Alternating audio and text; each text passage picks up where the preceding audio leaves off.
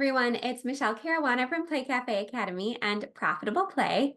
And I am doing one of my favorite things ever in this video today, and that is interviewing one of my Playmaker Society members about their indoor playground business.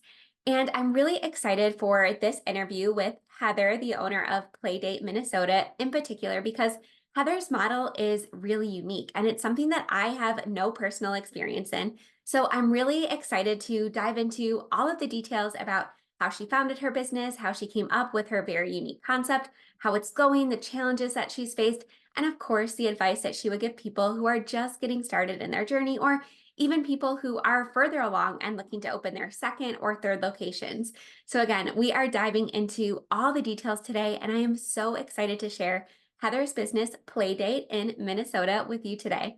If you want to check out Heather's business after this interview, I'm going to share some pictures while she talks. However, again, if you want to learn more about her business, head to the video description. I'm going to share all of her social media channels, her website, which we had the pleasure of designing, and all of that good stuff. All right, without further ado, here is my conversation with Heather, the owner of Playdate Minnesota. Hi, Heather. Thank you so much for joining us today. Hi, thanks for having me. So let's dive right in. And can you just introduce yourself a little bit before we get started? Sure. My name is Heather Gauthier. I live in Minnesota, and I opened my indoor play space this year, just a month ago. All right, so can you tell us a little bit about the name and the concept and how you got started? Sure. So my indoor play space is called Playdate. We are located in Chaska, Minnesota. Um, it kind of got started a few years ago. So my oldest child is 5, and being a stay-at-home mom, I always like to get out a couple times a week. And there's a few local, I shouldn't say super local, but like an hour drive or so away from where we are to find an indoor play space. And obviously in Minnesota, weather can be only good maybe like 3 months out of the year. So we would travel all the time trying to find some place to play. And then I now have 3-year-old twins as well. And then one day my husband came with us to a play space, and he's like, there's nothing like this nearby. Like we should think about opening it. So that's kind of how it got started. Just having that other person also think that we should have something like this close to where we live, was really a motivating factor. So he kind of put the bug in my ear, and we went from there. Awesome. So when was that, when you had that first idea? What year was that? I want to say, let's see, probably the end of 2021, right Awesome. around there. Yep. And then Open. we just opened in November of this year. And then I started the whole process about a year ago. Awesome.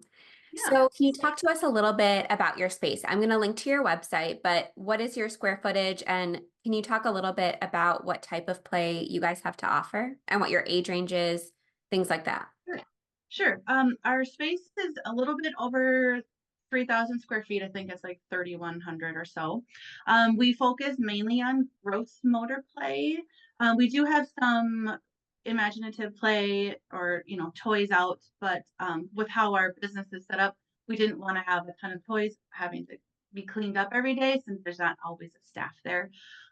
But we have our age range is about 0 to 7. We have a room for 0 to 2. Um, that's it's a separate room, but it's open. You can see in it. And then we have a large room that's 3 to 7. And then we kind of just have like co-mingling space in the front where you can have snacks and drinks. And there's a couple toys and a playhouse up there. Awesome. And then you have parties in that front room as well. Yes. Yep. Okay, awesome. So you alluded to the fact that your concept is a little bit different, and I'm really excited to talk about this because this is something that I do not have any personal experience on. So I'm really excited to get your perspective on this. So can you tell us a little bit about what makes your concept unique? Our space is, we kind of call it unstaffed.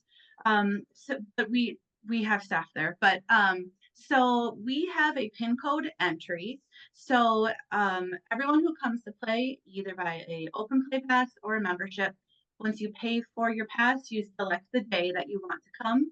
You get a code sent to your email, and then you'll use that code on the pin pad at our front door, and that'll give you access for that specific day. Or if you have a membership, like the pin is good for the whole time.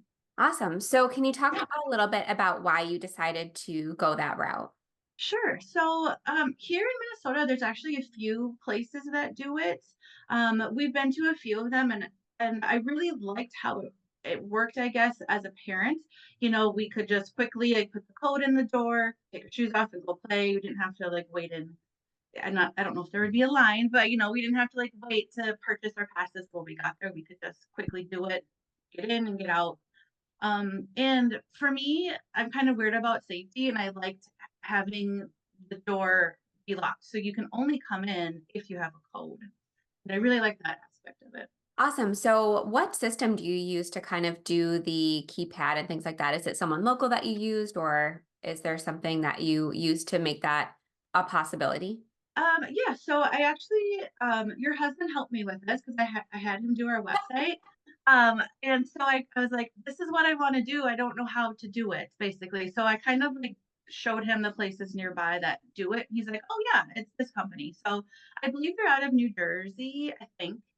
Um, so there's two systems. There's like one is called Roam, and that's kind of like the CRM, and it houses the like the PIN number and payments and stuff. And then there's Brevo, which I think that's who the PIN pad company is, like who made it. And then there's you can hook up a camera and stuff to it too. But yeah, so two different programs for it to work. Awesome. And I didn't know that, so I'll have to ask him and I'll link the companies below if anyone is interested in checking those out. But you mentioned a camera. So how are you monitoring what's going on inside your play space and making sure that everybody is kind of following the rules, doing the right thing, stuff like that? So with the one system, you can have them hook up. So how do I say it? So there's a camera that can hook up with the Brevo system. We chose not to do that camera. We have local family friends who works at a security company, so they install cameras for us. So there's one at the front door or to the front door and in each of the separate rooms. So while we have a separate system to kind of keep track of that, there's you can have an app for this camera. But so we can just check the cameras if we're not there, kind of see what's going on. The pin pad, you can set up time where it will not work for anyone, or you can like only have employee pin codes work at certain times. So we know at least, just from the pin standpoint, that nobody can enter after like 7 p.m. or before we open. So that's kind of nice. But otherwise, but yeah, with the cameras, we can kind of see what's going on. Awesome. And it's really nice that you have this set up because I know for me, when my kids were little, they would wake up at the craziest hours, and most play spaces near us wouldn't open until 10 or 11. So it's nice that you're able to have those earlier hours, even though, obviously you're not 24/7 for obvious reasons, but it's nice that you're able to open early, yet not always have to have your space fully staffed. So I know you mentioned that you do have employees there sometimes. Can you talk a little bit about their roles when they work and what they actually do when they're in your space? Sure. So right now I only have one employee. When I originally started the process of this, I'm like, oh, I'm going to do it all myself, trying to hoping to do that. And then as I got into the process more, in your Facebook group, I realized, okay, I'm probably going to need help because I have three little kids. I don't know if I can do this. So I hired somebody who her role is basically an assistant manager. So she's been with me since June and we opened in November. So she's a lot of her responsibilities include our social media posts. She makes graphics in Canva. She's helping set up all the parties and events that we're doing. Um, she works probably 20 to 30 hours a week, kind of depending on the week. So she'll usually work like a 6 hour shift. So she's just in the office. When someone is there, we clean, as people leave. So it's cleaned often during the day when someone is there. Otherwise, she's kind of doing like the back office stuff, getting ready for parties and just helping with setting up all the stuff. So then I don't have to do all of it. Awesome. And as you mentioned in the beginning, it's nice that you set up your space to be mostly gross motor because there isn't as much, picking up of the little toys. I know for us, we had that play bakery and it was just a constant game of pickup. within 5 minutes of being open. The bakery toys were already everywhere. We had a little farmer's market stand and the kids loved it, but it was truly a nightmare to keep clean, which is why, you know, I recommend doing more gross motor play than I did. So I'm glad to see that that is working for you. But have Yeah. you had any challenges yet when it comes to the keypad system? I know you've been only open a couple months, but has there been any pushback from the community or any issues you faced? As far as the community goes, there really hasn't been any issues. Like no one has mentioned that they don't like it. Every once in a while, we do get people coming to the door who haven't purchased the pass. We do have a sign on the door with a QR code, so if they're trying to look inside, they should be able to see the sign and they can quickly purchase a pass online. But not everyone understands that, so it's a little bit of a challenge. Um, it hasn't really been that big of a deal as far as other people using it. Um, as far as like technology and internet, we've had a little bit of trouble. So the PIN number system is like stored in the cloud, which is totally over my head. I don't really understand it. Um, but we've had two instances where the internet just went out for a little while and it doesn't then connect the PIN numbers to the PIN pad. So both times, luckily, someone was in our space working, so we could let them in, and then we just like checked their email to make sure they had a code. Um, but so that is probably the worst so far. That there's two people tried to come in and they couldn't. But we're looking into that. I think we're going to switch internet providers to make it more steady, something a little bit stronger. But otherwise, everything's been working pretty well with it. Awesome. So for birthday parties, how do you handle entry for that? Does every guest get a code, or are the party hosts kind of responsible for letting their designated guests in, or how do you handle that? Yep. So with birthday parties, we tell the host that they can distribute the PIN number to all the guests. And then since somebody will be there working, we can also help if they maybe forgot to give the PIN code or they don't have it on them. All right, so can you talk a little bit about that? So you do have staff for birthday parties. Yes. That was something I was important to me, and I like doing events. I like helping set up, and just to kind of keep it running smoothly. Um, we've only had a few parties so far, but we've had two people on site the whole time during the parties, so we'll help set up, depending on what package that they have, and then we're kind of just in the background or in the office or something while they play, and kind of just keep them on the timeline. But yeah, so far it's been working out well. Awesome. And you do private parties then? Yes, correct. So you're not open to the public during the birthday party. So they would just see, a sign on the door that says, it's a private event, or would they not be able to purchase a PIN number during that time? How does that work? So right now we're doing the sign on the door. We post it on social media. We're posting it on our website, right where they would buy the tickets that we're closed for parties on certain dates. And we have a calendar that we post out. So um, technically the PIN numbers could work, but we haven't run into that situation yet. I believe is settings actually that I can set up with the system that'll only let PIN numbers work for specific parties. I haven't quite dug into that part yet. Awesome. So, kind of talking a little bit about birthday parties, have you found it challenging to market them at all because you are a little bit of a different concept?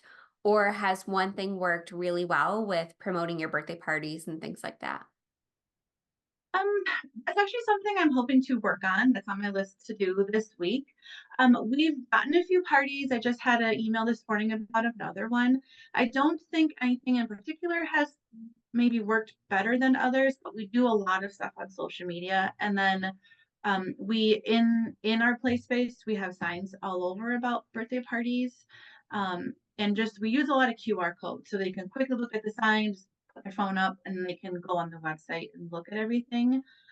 So I think that's been helpful so people can quickly just see what we have, on their phone.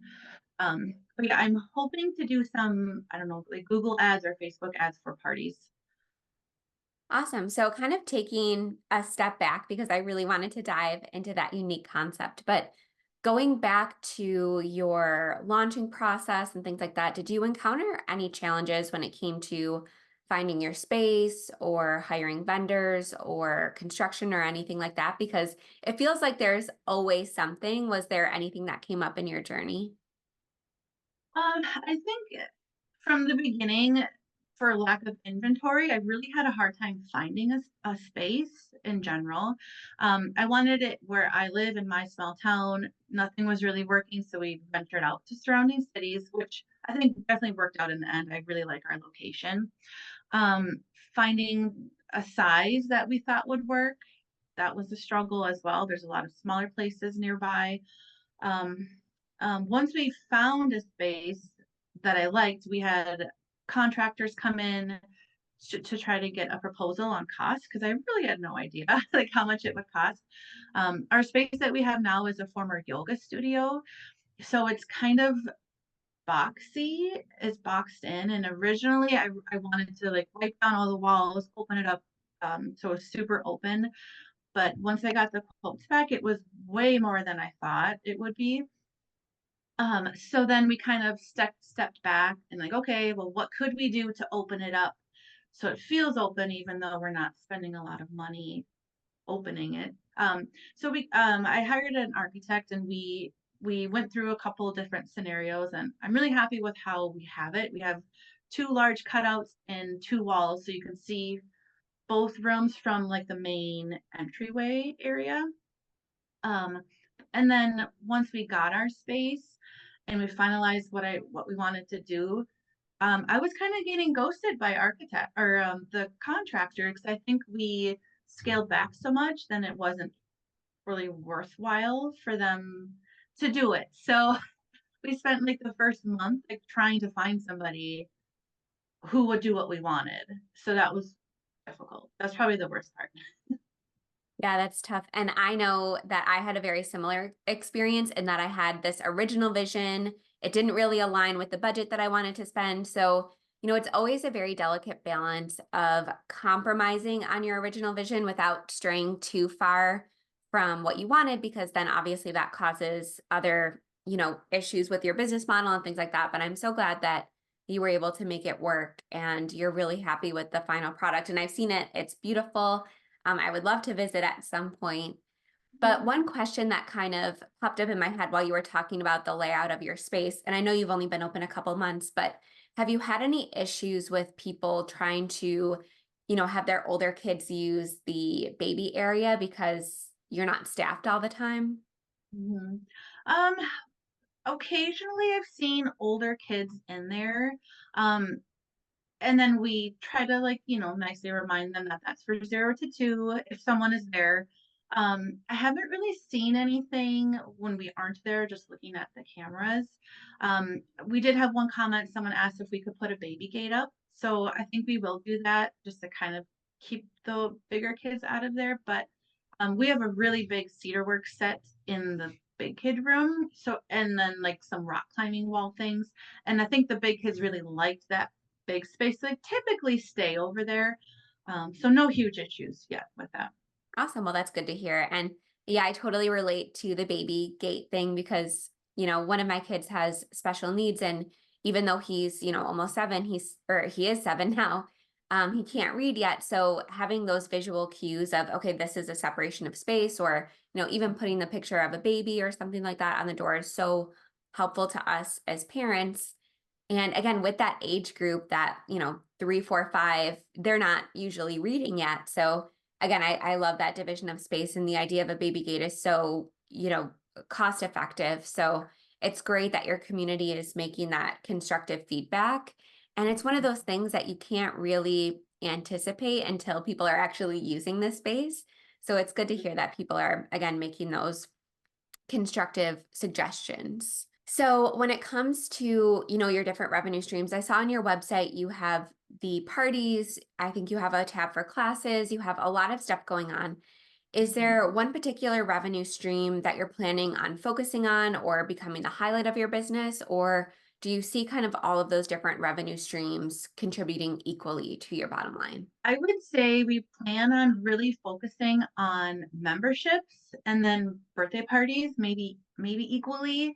Um, right now, I think we have maybe 20 to 25 members, which I feel is pretty good for just being open for a short amount of time. And then we're really working on the birthday party thing. I really want to get those booked up.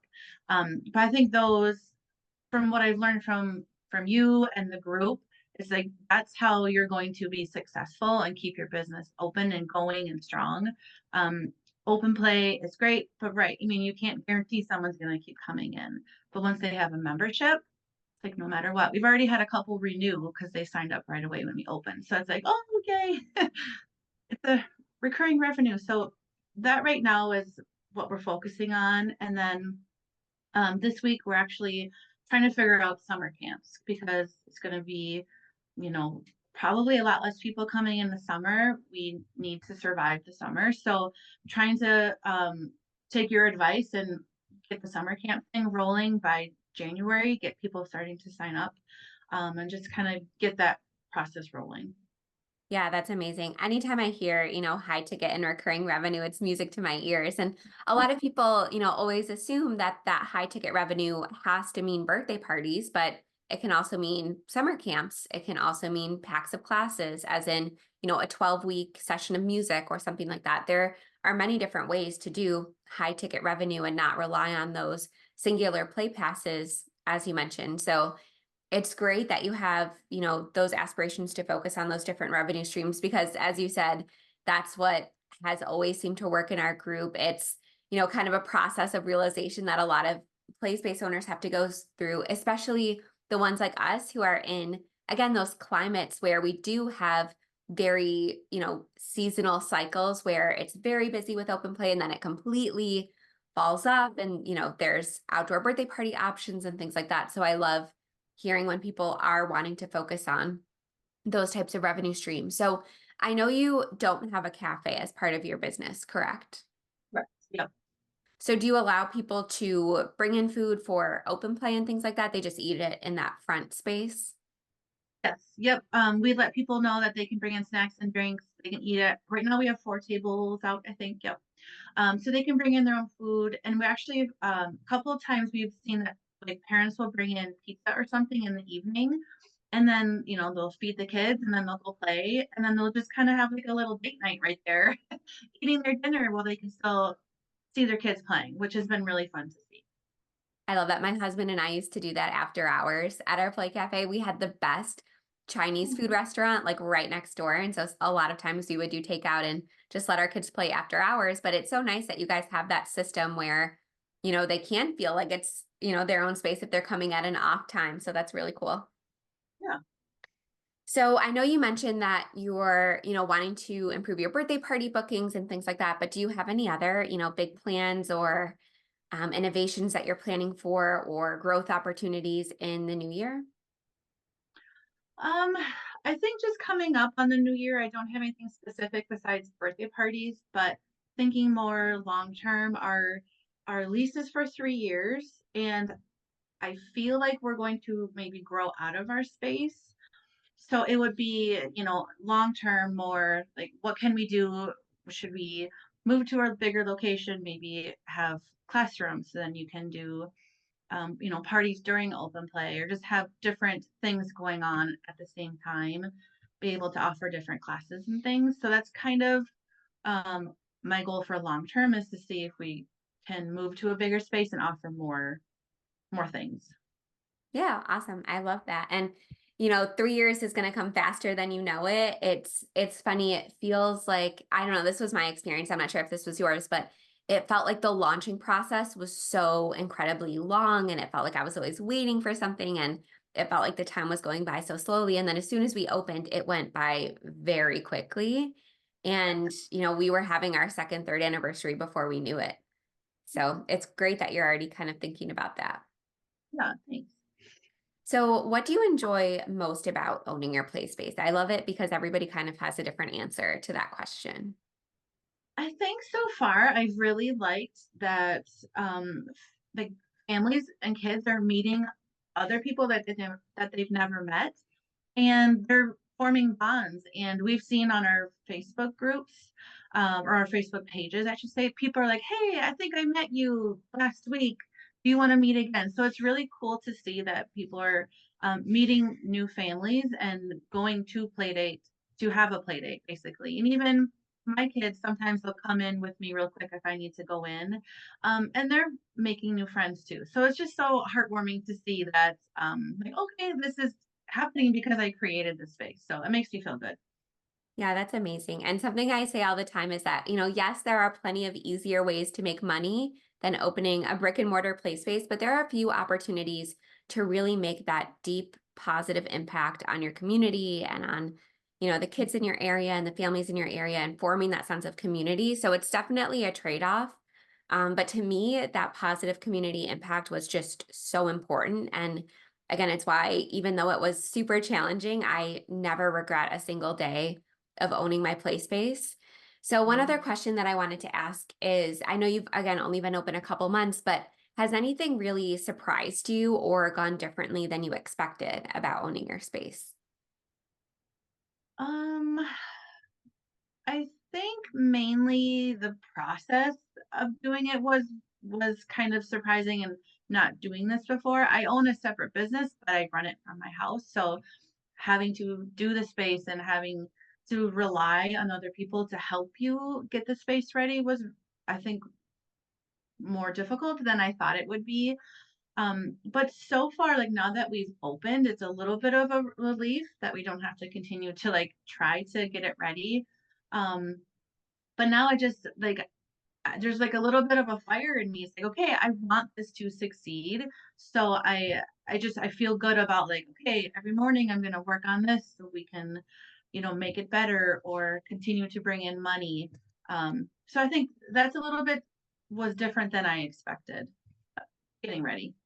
Awesome. So, are there any other ways that owning the brick and mortar space has proved different from running your other business? Because something that I see a lot of people say when they come into this industry as previous business owners is, wow, and this was myself included. So I'm speaking from experiences. Wow, I have all this business experience. This is going to be, a piece of cake. And they don't realize how nuanced the industry is, not just in the day-to-day operations, but like you said, also in the startup and launching process. So were there any other big differences that you've noticed between your at-home business and this new business? Um, I th- I think the biggest thing is really just needing to rely or needed to rely on other people. I like to do things by myself. I think I work well, kind of being in charge of everything. But needing people to help with it. And then also now that I have an employee, that's very different because I don't have one with my other business. But it's a good, I think, growth opportunity to face these other things and work through them. Awesome. And I kind of alluded to this before, but one of the mistakes that I made, I mean, made a lot of mistakes when I opened my business. I'm never shy about that. But one of the biggest mistakes I made is, choosing a location that wasn't quite right for us. It was in the wrong location. It was the wrong size. It was the wrong landlord. It was the wrong, rent number. And I wish we had focused, more on gross motor play. Is there anything, that you kind of said, darn, I wish I would have, done this a little bit differently or anything like that? So far, I wish we would have, and we were looking for this, but finding a place that was with taller ceilings, because I kind of wanted to. I like the look of that, with the kind of the industrial stuff that you can see. But then I would have been able to get a taller slide. So we just have two shorter ones, which are still fun. That's something that I always think about, like, oh shoot, and then also with the ceilings being, I don't know if they're like 11 feet or something, we have really cool like globe lighting fixtures throughout the main spaces. But because of that, also, like we can't really have balls or things because you don't want them to throw up there if they could throw that far to break stuff. So next time around, I think I would try to find something uh, that is with taller ceilings just to offer a couple different um, things in our space. Awesome. Yeah, there's always something. So I always have to ask that question. It's never going to go perfectly, as you envision. And it's great that you have a 3-year lease because that gives you a lot of flexibility. A lot of times, you're only seeing 5 or 7 year leases. So it's great that, again, you're already thinking about potentially opening a different space or changing locations. And it's great that, again, you have that flexibility within the next couple years and you're not too locked in. Yeah. So the question that I always like to kind of leave these interviews with is, if you could either, go back and give your former self right when you were getting started with the process, if you could go back and give yourself one piece of advice or tell yourself one thing or give someone who is just at the very beginning of their process, if you could give them one piece of advice or say something to them, what would it be? Uh, I think that if I could go back in time and I like to share my ideas with people, and I think that's kind of like good and bad because a lot of people, they want to be supportive, but when you tell them about your ideas and what you want to do, they're like, "Oh, are you sure you want to do that? That sounds really expensive. Where are you going to do that?" So there's a lot of, I think, negative comments, even though people are trying to be supportive, they're not. So I would not tell my ideas to that many people. I don't know if that sounds weird, but there's a few really supportive people, but then there's a lot of people who are like, I just don't know if that's a good idea. So, and I think that's why a lot of people don't open businesses in the end because they're like, well, if these people don't think it's a good idea, then it's probably not. Um, so it's hard, but I wouldn't have told as many people. I'm just gonna do it, and we'll see what happens. That is amazing advice. And I had the exact same experience. I did it a little bit differently. So I had told people that I was leaving my job and I got all that negative feedback. And it was, are you sure? That sounds crazy. You've worked so hard for this. You went to college, you have a master's degree. Like, what are you thinking leaving your job? And so I learned from that. And then when I launched my business, I only told the people who were directly affected by it. So, I told my parents because they helped a lot with my son when we were in the launching process. They did a lot of childcare help with us. I told, my spouse, obviously, because he was very much involved. He was a co-owner, but I really didn't tell that many people outside of that because I had already encountered all of that negative feedback. And I completely agree with you that, if somebody isn't on a need to know basis, they can absolutely wait. And what I did is I just hard launched the business when we were ready to open. I hadn't made any announcements prior to that. I said, hey, this is our location, this is our open date. It's in a couple weeks, tell your friends. And it was not asking for feedback. It was not, open for negotiation. It was, this is it. This is the concept. This is the name. Because again, I had to learn the hard way, but I'm sorry that you had to experience that because it is difficult. And I'm not saying that anyone that you told had ill intentions or were being malicious in any way, but if you're doing great things and if you're, doing really good, people generally want to root for you. But if you're doing something that, maybe they wanted to do, or, maybe is something that's more aspirational than whatever they're doing, that's when like that negative talk and the doubt kind of Yeah. starts to creep in, even subconsciously for those people. They're like, wait a second, I wasn't able to do this and, I don't want to see anyone else do it either. So it's That tough. that's true. And I think another like motivating factor is that I want to show my kids that just because it's hard doesn't mean that you can't do it. You just got to push through it. And I want to set a good example. So that was a good motivating factor, even though I was getting a little bit of negative feedback. Yeah, absolutely. And, something that I mentioned before is that yes, there are plenty of easier ways to make money. As you said, you own a business from home, and that's probably, a lot simpler. You can probably take a break if you needed to.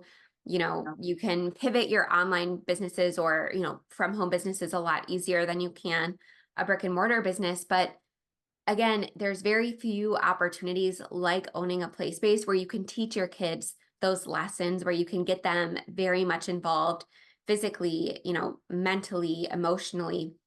So that was also something that was very important to me. And a lot of people would tell me, at the beginning, like, aren't there easier things that you can do? And sure, of course there are. Owning a play space is one of the most difficult ways to make a living, but it's also one of the most rewarding. So yes, it's high on the difficulty scale, but it is way higher on the reward scale of any other business concept that I've been a part of. And as you know, I own my own online business now. And, my kids understand what I do a little bit, but it's definitely not the same. They're definitely not able to get involved as much. And they still talk about the indoor play space every single day. They love to look back at the pictures. So again, even though owning an online business is easier, it gives you more flexibility. There's really just nothing like owning the play space. Yeah. Yep, I believe it. And kind of to your previous point, that's one of the reasons why I launched my online group and Playmaker Society is because it does feel very lonely sometimes when you're getting that negative feedback from your inner circle or from local people in your area. So for me, I didn't have a group like that. And I was like, you know what? There should really be a community of owners that are, open and are open to collaboration and are willing to share their secrets. So for me, that was created from a need that again, Mm. there really wasn't anything like it. There are some free groups out there, but they just don't have that same level of insight and that same level of collaboration. So has that helped you at all? Oh, I love it. When I first signed up with your program, I did not do the online group. And then after like a month or two, I signed up. I'm like, why not? I need to get this information. And I love it. I am so thankful that you have that. Just being able to search what other people have gone through or done or summer camps, like what have you done? What are you pricing it at? There's just so much knowledge in that group. So thank you. I use it daily. I love it. Well, we're so happy to have you. And what's nice now is that we didn't have, when we first got started, is anyone that joins now has the benefit of having, almost 5 years of posts and searches to go back through. And there's literally tens of thousands of posts and comments and things like that. And now we have amazing minds. At first it was just me that was kind of running the show and answering questions. And now we have dozens and dozens of owners that have been open for 3, 4 years that now have 2, 3, 4 locations. So the level of expertise and insight in that group is really just unmatched. And I'm just so thankful that you're inside of the group. And I'm so thankful for every single person that's there and is willing to help and willing to comment and again offer that insight that you just can't find in my experience elsewhere. So just want to say thank you so much for joining us. And if we want to follow along with your business journey, where can we do that? Sure. Our website is playdatesmn.com. And then we also have a Facebook and Instagram with Playdate. So you can find us there. All right, awesome. And I will link to all of that in the show notes or in the video description if you're watching on YouTube. So thank you so much, Heather. It was such a pleasure speaking with you today. Yeah, thank you. All right, that wraps up my interview with Heather. I hope you enjoyed it as much as I did. And I hope you learned a lot because I certainly did. This is a business concept, a business model in the indoor playground space that I had never personally considered. So it was so interesting to me to hear how it's working, how she came up with the concept. And I'm really excited to keep you up to date and stay in touch with Heather in the future because, as I mentioned, she is inside of Playmaker Society and we are so happy that she is. So if you would like to become a member or you would like to learn more about any of my courses, my Play Cafe Academy course, or any of my templates or resources, all of that is linked in the video description. All of my free and premium resources, my membership, as well as all of Heather's business information. All right, have an amazing day. Don't forget to check out Heather's business and follow her on social media, and I will see you soon. Bye for now.